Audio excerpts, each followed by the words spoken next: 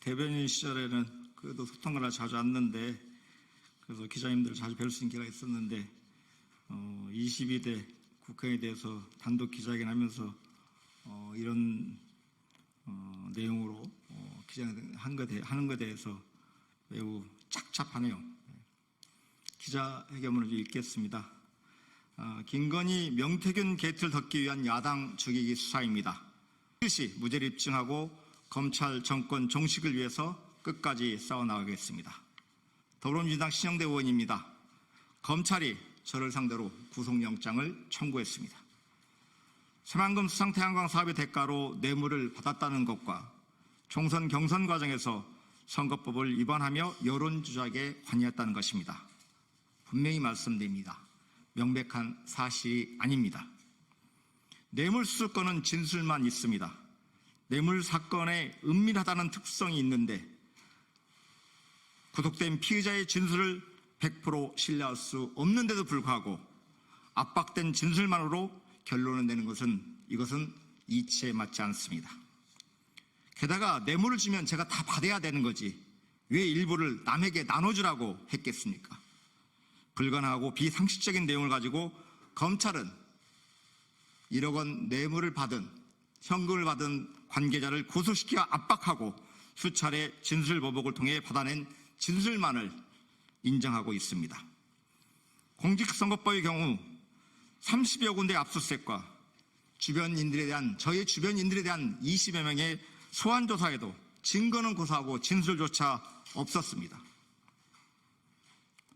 선거에서 저를 도와주다가 고초를 겪고 있어 마음이 무겁긴 합니다. 그러나 경선 과정에서 벌어진 일탈에 대해서는 그 관계자에 대해서 유감스럽고 안타깝습니다.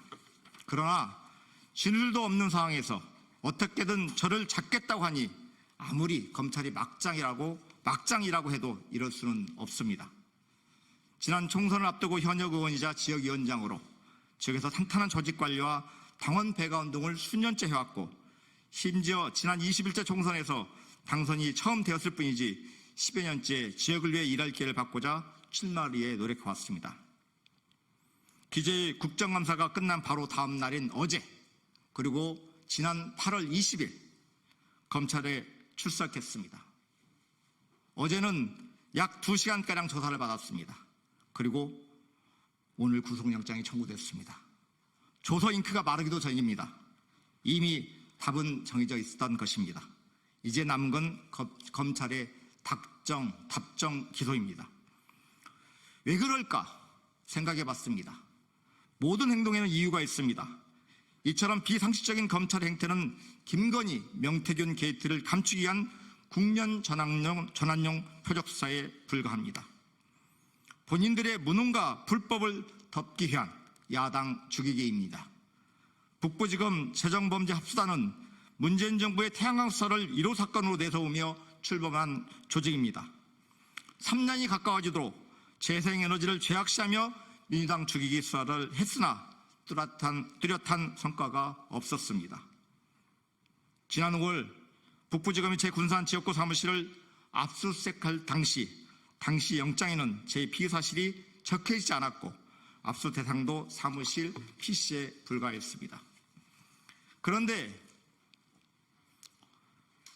북부지검에 김영철 검사가 차장으로 부임하고 얼마 지나지 않아 피의자로 명시한 압수수색 영장을 들고 다시 군산 사무실과 자택, 서울 국회의원회관, 서울 숙소 모두를 샅샅이 뒤졌습니다.